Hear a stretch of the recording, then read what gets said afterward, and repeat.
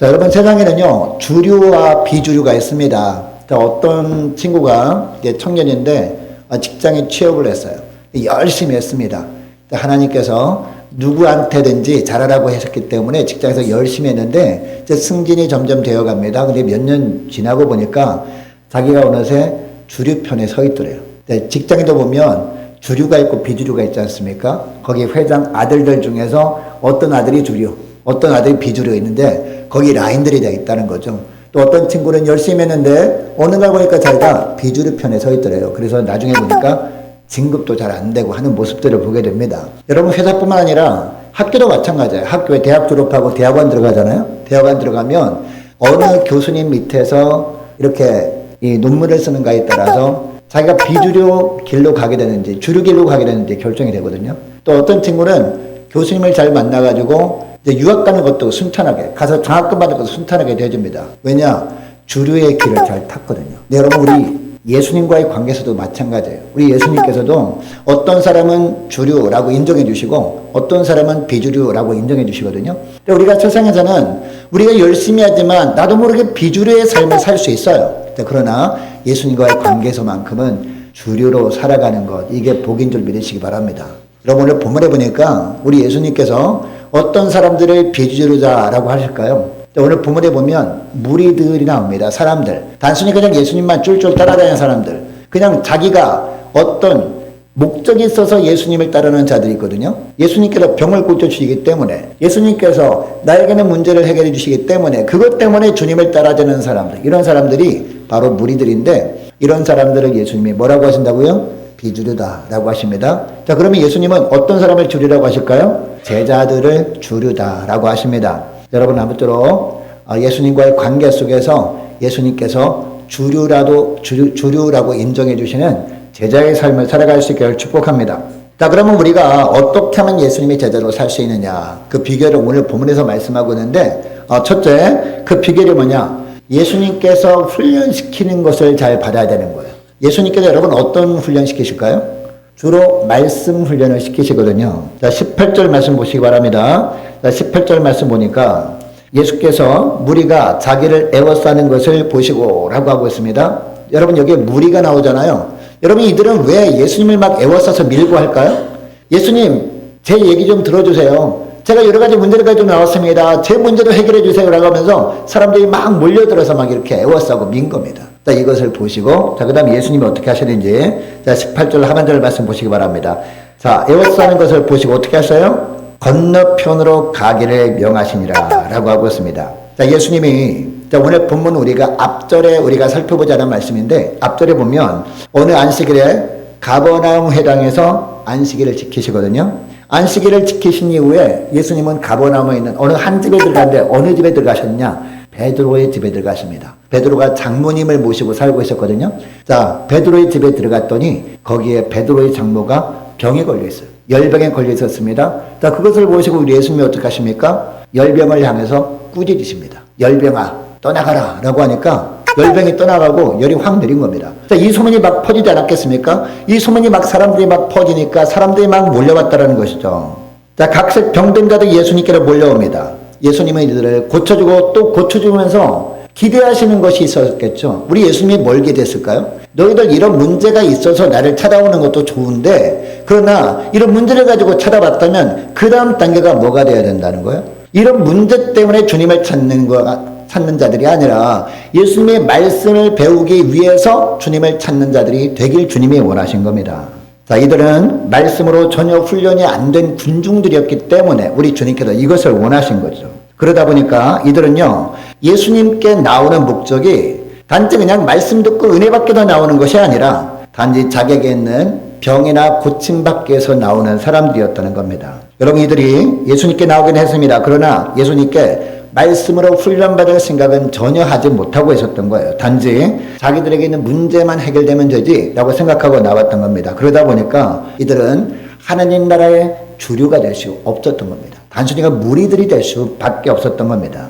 여러분 이 무리들이 예수님께 나올 때 이들을 바라보면서 주님께도 원하시는 게 뭡니까? 이들도 다 주류로 살았으면 좋겠다. 예수님의 제자로 살았으면 좋겠다라고 하는 간절한 마음이 예수님께 있었던 겁니다. 자, 어떻게 할 수 있느냐? 18절을 다시 보니까 주님은 무리가 자기를 애워싸는 것을 보시고 바다 건너편으로 가기를 명하신 것을 보면 알 수 있습니다. 여러분, 예수님께서 이렇게 하신 이유가 뭘까요? 바다 건너편에 가서 예수님이 하시는 일을 보고 무리들에게 무엇을 원하는지 알기를 주님께서 기대하신 겁니다. 여러분, 예수님이 이 말씀을 하신 후에 곧 뒤따라가십니다. 가셔서 사람들을 말씀으로 훈련시키십니다. 자, 바다 건너가 보니까 거기에 누가 있었어요? 자, 우리가 읽은 말씀 후반부에 보면은 바다 건너편에 가보았어요. 거기에 가보니까 거기에 군대 귀신 들린 자가 있었거든요. 이 사람을 고쳐주신 이후에 예수님이 하신 일이 뭐냐? 바로 예수님께서 말씀을 전파하시는 사역을 하신 겁니다. 그리고 삶으로 말씀을 실천하는 훈련을 시키십니다. 세관에 앉아있던 마태를 부르십니다. 그리고 마태를 부르시고 그 집에 가서 거하시면서 뭐 하셨을까요? 말씀을 가르치신 거예요. 마태의 집에 가서 그냥 식사만 하신 것이 아니라 사람들에게 하나님 나라의 말씀을 가르치신 겁니다. 그리고 사람들을 제자로 삼는데 그 마태의 집에서 가장 먼저 제자로 삼은 사람이 누굽니까? 바로 마태를 제자로 삼는 거거든요. 그래서 우리가 마태복음을 우리가 읽고 있는 것이죠. 여러분, 이때 예수님이 부르시기도 전에 마태는 예수님에 대한 소문을 익히 들어서 알고 있었을 겁니다. 이때까지 마태는요, 무리에 불과했다라는 것이죠. 그러나 예수님을 만나고 말씀을 배우면서 점점 이 마태도 무리에서 뭐로 변화됩니까? 제자로 점점 변화되는 것을 보게 됩니다. 여러분, 청년들이 군대 갈 때 가장 먼저 들어가는 곳이 어디예요? 가장 먼저 들어가는 것이 훈련소잖아요. 신병훈련소. 신병훈련소가 논산에도 있고, 그리고 북쪽 지방의 의정부 쪽에도 있고, 여러 군데 있잖아요. 신병훈련소 처음에 그 앞에 그 연병장 밖에 이렇게 기다리고 있거든요. 네, 그때 처음에 갔을 때는 부모님과 같이 대화도 나누고, 이렇게 있다가 거기서 이제 사람이 나와가지고 이렇게 얘기하지 않습니까? 얘기하면 사람들이 그 청년들 우르르 들어갑니다. 연병장에 처음에 모였을 때 그 청년들의 모습을 보시기 바랍니다. 오와 열도 제대로 안 맞추고요. 막 떠들고 막 그러거든요. 보면은 영락없는 그냥 완전 당나라 군대입니다. 군기라고는 하나도 찾아볼 수가 없단 말이죠. 처음에는. 자, 그런데 그들이 한 4주 훈련을 거치잖아요. 4주 훈련을 거치게 되면 자대 입대하게 될 때 부모님을 초청하거든요. 부모님을 초청해서 보니까 자기 아들이 완전히 달라진 거예요. 군대 입소할 때는 얘가 어떻게 훈련을 제대로 받을 수나 있을까라고 너무나 허약해 보이는데 4주 지나고 나니까 좀 근육도 좀 생긴 것 같고 이제 앞에서 뭐라고 명령하면 빠릿빠릿하게 이렇게 변한 겁니다. 대답할 때도 나 이랬어요 저랬어요 하다가 단아까 발언으로 했습니다 이랬습니다 괜찮습니다 이렇게 변한 거예요. 그러면서 4주 훈련이 무섭구나. 왜 그렇습니까? 훈련을 받으니까 군대가 된 겁니다. 훈련을 받으니까 병사가 비로소 된 겁니다. 여러분, 예수님이 제자란 어떤 사람을 말할까요? 제자라는 말은 훈련을 잘 받은 사람이란 뜻입니다. 어떤 훈련? 말씀 훈련을 잘 받은 사람. 누구에게? 예수님에게. 우리 예수님께서 함께 가는 교회를 허락하신 이유가 뭘까요? 저와 여러분에게 함께 가는 교회라는 영적인 훈련소를 허락하신 줄 믿으시기 바랍니다. 훈련소에 입소한 거예요. 언제까지요? 군인들은 4주 정도 신병훈련을 받지만 여러분은 언제까지요? 주님 부르시는 그날까지 훈련을 하는 겁니다. 이곳에서. 할렐루야. 이곳에서 훈련시키시는데 하나님이 훈련을 아무리 시키려고 해도 그냥 요령만 피고 그냥 빠져나가려고 훈련을 제대로 안 부르면 어떻게 될까요? 단순히 무리에 불과하게 되는 겁니다. 병사로서, 예수님의 좋은 병사로서 우리가 바로 설 수가 없게 되어지는 겁니다. 여러분, 정말 좋은 병사는요, 특징이 있습니다. 훈련을 잘 받은 장병의 특징이 뭐냐? 자기가 속한 부대를 생명처럼 생각한다는 것이죠. 그리고 공동체를 위해서 희생할 각오가 되어 있다는 거죠. 그리고 상명하복 아닙니까? 상관이 딱 명령하면 그 명령에 죽고 사는 그런 병사가 바로 좋은 병사 아니겠습니까? 그래서 나라를 위해서 자기 한 몸 바칠 각오가 되어 있어요. 적어도 군대에 있는 동안만큼은. 여러분, 훈련을 잘 받은 제자는 비로소 이 세상에 감당하지 못할 진정한 그리스도로 거듭나게 되는 겁니다. 훈련을 잘 받은 병사는. 하나님의 말씀으로 그리고 예수님의 정신으로 예수님의 생활로 완전 무장하고 훈련이 잘 되어 있는 제자는 자부심이 대단한 거예요. 나는 정말 하나님의 자녀라는 자부심이 대단하거든요. 나는 우리 함께 가는 교회 교인이라는 자부심이 대단하단 말입니다. 교회를 사랑하는 열정이 남다르고 이런 사람이 모이면 모일수록 더욱 막강한 영적 능력을 발휘하게 되어집니다. 제가 예전에 노방전도 하다가 이 근처에 있는 교회 성도들을 만나게 되잖아요. 성도들을 만나게 되면 어떤 교회 성도들은요, 그 교회 성도라고 말은 하는데 생기가 돌지 않아요. 그냥 다니는 거죠. 뭐 이렇게 하는 그런 사람도 있거든요. 근데 어떤 사람은요, 그 교회 성도라는 자부심이 대단해요. 그래서 나 엄청 큰 교회인 줄 알았거든요. 그래서 뭐 건물도 있고 한 4,500명 되나 보다. 그 교회가. 근데 그 교회 어디 있어요? 라고 했더니 안양천 건너편에 있다는 거예요. 안양천 건너편에 3,400명 되는 교회가 있나? 어디에 있어요? 라고 했더니 거기에 2층에 상가교회라는 거예요. 상가교회인데 거기는 우리 교회 교인들 정도밖에 안 되거든요. 우리 교회 교인들 정도밖에 안 되는데 거기는 말씀 훈련이 너무 잘 돼 있어가지고 다 일당백인 겁니다. 일당백이어서 별일을 다 하더라고요. 너무나 많은 일을 하는 것을 보게 됩니다. 그리고 교회에 대한 사랑함이 얼마나 뜨겁든지 달라 보이더라고요. 근데 그분들을 보면서 느낀 게 있어요. 말씀 훈련만이 제대로 된 영적인 병사를 만드는구나 라는 것을 알게 돼요. 말씀 훈련만이 진정한 예수님의 제자로 되게 하는구나 라는 것을 느끼게 됩니다. 여러분, 이것을 위해서 2026년도부터는요 말씀 훈련을 하려고 해요. 우리 교회도. 할렐루야.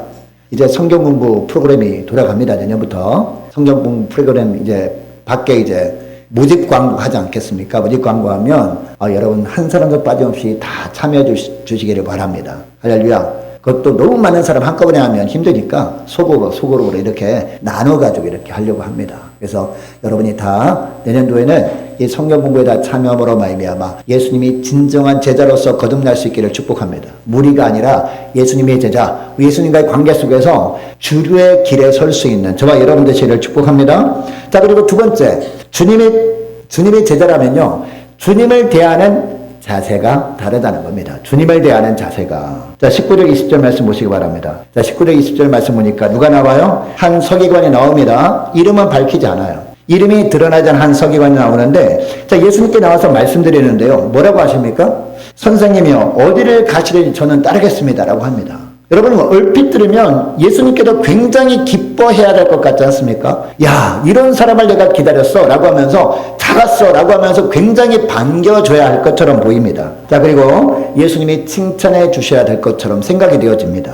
자, 그래, 나는 너 같은 사람을 찾고 있었다. 이렇게 말씀하셔야 맞을 것처럼 보이죠. 자, 그런데 예수님이 반응 보시기 바랍니다. 예수님이 뭐라고 합니까? 20절 말씀 보시기 바랍니다. 예수님께서 이르시되 뭐라고 해요? 여우도 굴이 있고 공중에서도 거처가 있는데 인자는 머리둘 곳이 없다 하시더라 라고 합니다. 예수님이 어떻게 보면 무슨 동문서답을 하나? 라고 생각될 수 있는데요. 예수님이 이렇게 말씀하시는 이유가 있습니다. 예수님은 자기한테 찾아와서 예수님이 어디로 가든지 따르겠습니다라고 한 그 서기관의 마음 중심을 정확하게 꿰뚫어 보셨던 겁니다.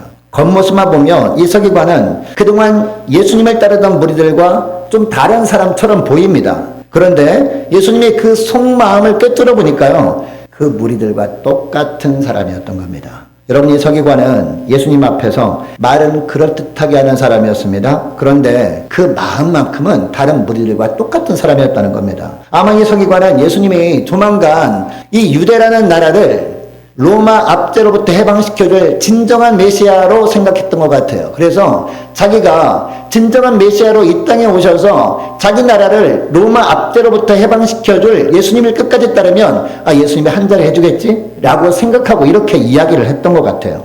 끝까지 따를 테니까 그때 가서 저를 모른 척하면 안 됩니다. 이런 마음으로 찾아와서 이런 이야기를 했던 것 같습니다. 그래서 예수님은 머리둘 곳이 없다라고 말씀하신 거죠. 여러분, 이 서기관은요, 마음속에 품고 있는 생각과 말이 서로 달랐고 예수님은 이것을 간파하신 겁니다. 여러분은 어떤 마음을 품고 예수님 앞에 나왔습니까? 서기관의 마음을 들여다보신 예수님. 여러분, 오늘날 예배드릴 때마다 이 예배에 우리 주님께서 오셔서 임재하시거든요. 우리의 마음을 다 들여다보시거든요. 서기관의 마음속까지 다 꿰뚫어 보신 주님께서는 저와 여러분이 예배드릴 때마다 여러분이 어떤 태도로 예배를 드리고 있는가, 어떤 마음으로 예배를 드리는가 다 들여다보고 계시는 줄 믿습니다. 여러분, 혹시 나에게는 어떤 문제 해결만을 위해서 예수님께 나오지 않았습니까? 내가 예배를 열심히 드리면 예수님께서 예배를 열심히 드린 나에게 어떤 보답 차원에서 어떤 상을 주지 않을까? 이런 기대감을 가지고 나오진 않았는가라는 겁니다. 속으로 이런 마음이 가득해 있으면서 겉으로는 거룩한 척, 예수님께 헌신한 척 할 수 있다는 겁니다. 근데 예수님은 다 아십니다. 다 아시고 다 알고 계시면서 우리를 향해서도 내가 머리를 곳이 없다라고 말씀하실지도 모릅니다. 그럼 우리가 예배 시간에 나와서 예배드리는 자세도 보면요, 우리의 믿음이 어디로 향해 있는가 이것을 알 수 있습니다. 여러분, 만약에 예수님이 우리 눈에 보이게 여기 와서 앉아 계시다라고 생각해 보시기 바랍니다. 아니면 예수님이 직접 오셔가지고 이 강단에서 말씀을 선포한다라고 생각해 보시기 바랍니다. 예수님이 여러분의 마음도 다 꿰뚫어 보면서 다 지켜보고 있다. 그러면 여러분은 어떤 태도로 예배를 드리겠습니까? 어떤 태도로 예배를 드실래요? 시선은 그런 밑으로 핸드폰으로 들여다보면서 귀로만 들어도 이것만이라도 되냐, 하나님은 마음의 중심을 보시지 라고 핑계를 댈 수 있지만 주님은 그 속마음을 다 아신다라는 겁니다. 여러분의 태도와 여러분의 마음이 오직 주님께로만 향해 있기를 원합니다. 태도가 중요한 거예요. 태도가. 그 사람이 예배 태도를 보면 그 사람이 정말 예수님의 제자로서 준비가 되어 있는가 아닌가, 이것을 주님께서 아신다는 겁니다. 여러분, 우리가 예배 드릴 때 겉으로 보이는 자세가 바르지 못한 것은요, 그 사람의 신앙 자세가 그만큼 바르지 못하다는 방증 아닐까요? 믿음의 자세가 삐딱한 사람은 남을 보아도 삐딱하게 바라볼 가능성이 큽니다. 그리고 말을 한마디 하라도요, 좀 삐딱하게 할 가능성이 큽니다. 일을 해도 삐딱하게 하고, 그리고 주님에 대한 생각도 삐딱하게 합니다. 그러다 보니까 인생도 어떻게 될까요? 삐딱하게 생각하고 삐딱하게 태도를 하며 살아가는데 우리 인생이 바르게 될 리가 없잖아요. 우리 인생도 삐딱하게 흘러갈 가능성이 크다는 거죠. 여러분, 그러므로 예배 드릴 때 자세를 다시 한번 돌아보고 자세를 바르게 할 수 있는 저와 여러분 되시를 축복합니다. 식곤증 때문에 어쩔 수 없이 나도 모르게 돌릴 수는 있죠. 근데 그냥 아예 안 들으려고 눈을 감고 있다든지 아니면 우리 마음을 다른 데 두고 있다든지 그러면 안 된다는 겁니다. 사람은 모르지만 주님은 다 보십니다. 주님은 다 아십니다. 자, 오늘 말씀을 듣고 주님을 대하는 자세를 바르게 할 수 있는 저와 여러분 되시를 축복합니다. 그리고 기도할 때도 무리처럼 기도하지 말고 주님의 제자처럼 기도할 수 있는 저와 여러분 되시를 축복합니다. 무리들은 어떤 기도만 할까요? 이거 해주세요. 그 축구 선수들 중에서요, 이제 감독이 좀 못난 감독들은요, 잘하는 선수한테 그러거든요. 무조건 해줘.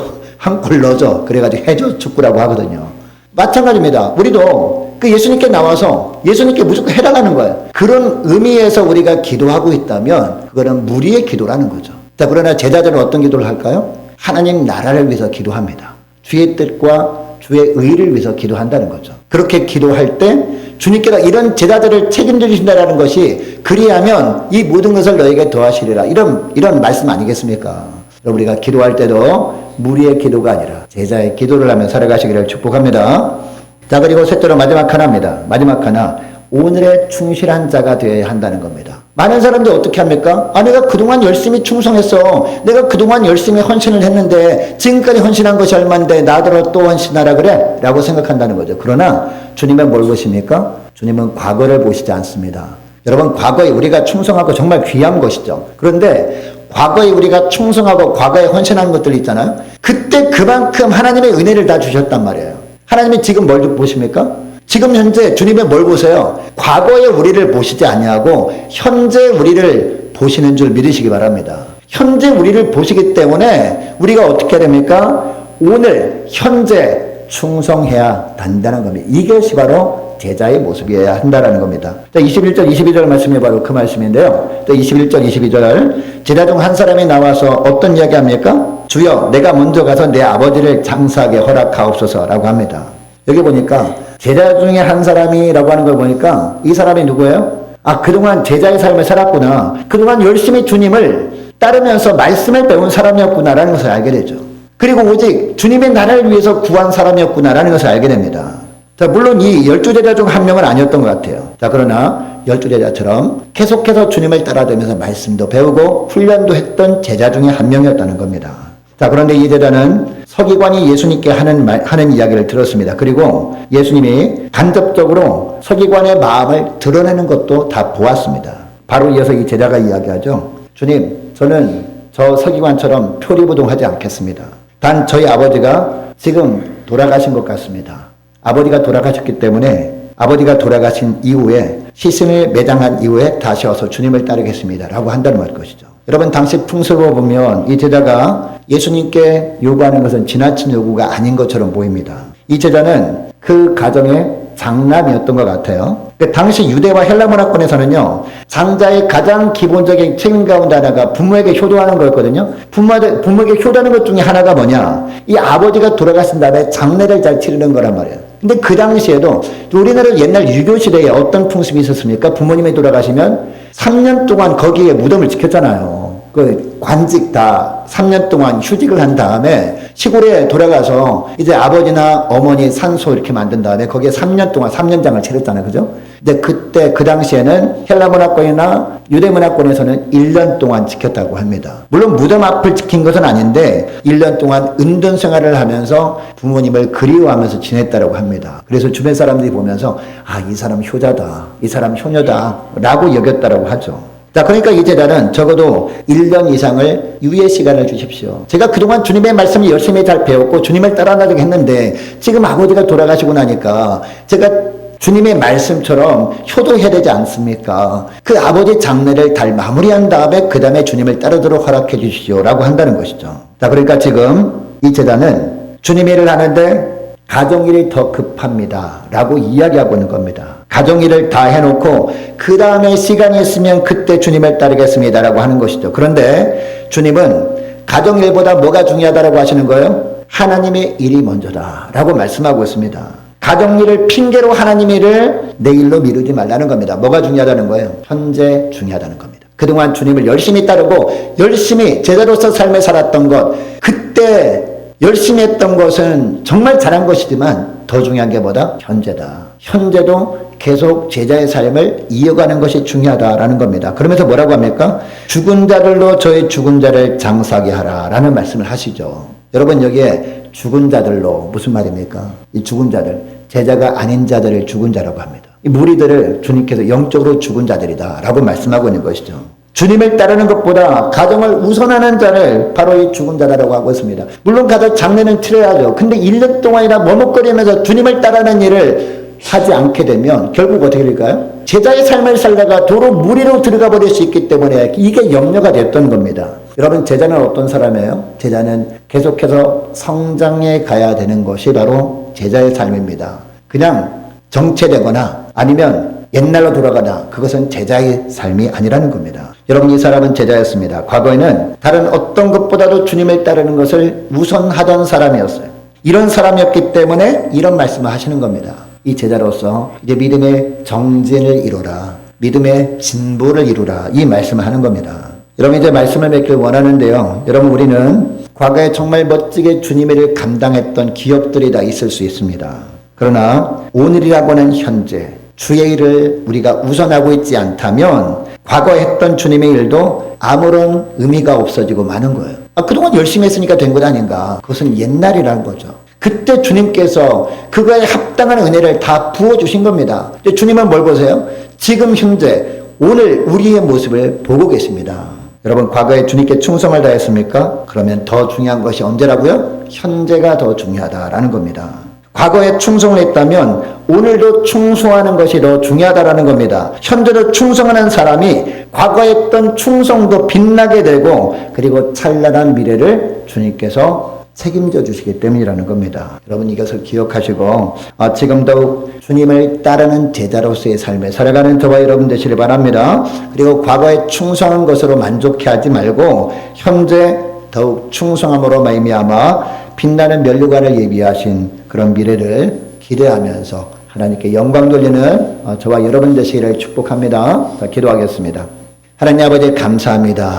이 땅에 많은 사람들이, 어떤 사람들은 주례의 삶을 살고 있고 어떤 사람은 비주례의 삶을 살고 있으면서 고통스러워하겠지만 저희들만큼은 이 땅에서 비록 어려운 삶, 비주례의 삶을 산다 할지라도 주님과의 관계에서만큼은 주례의 삶, 제자의 삶을 살아갈 수 있는 복된 저희들 될 수 있기를 축복합니다. 하나님, 정말 우리가 주님께서 저희들을 한 사람 한 사람 불쌍히 여기셔서 주님과의 관계 속에서 주례의 삶, 제자의 삶을 살게 하시려고 말씀 훈련을 시키실 때마다 우리가 여러 가지 핑계를 대면서 외면하지 않게 하시고 주님께서 제자의 삶으로 인도해 주시기 위해서 말씀 훈련을 허락하셨음을 기억하고 기쁨으로 순종함으로 말씀 훈련, 기도 훈련을 잘 받게 하여 주셔서 더욱더 주님만을 사랑하고 교회를 더 뜨겁게 사랑하는 제자의 삶을 살아가는 저희를 다 되게 하여 주옵소서. 또한 주님을 향한 자세가 바로 되어 있는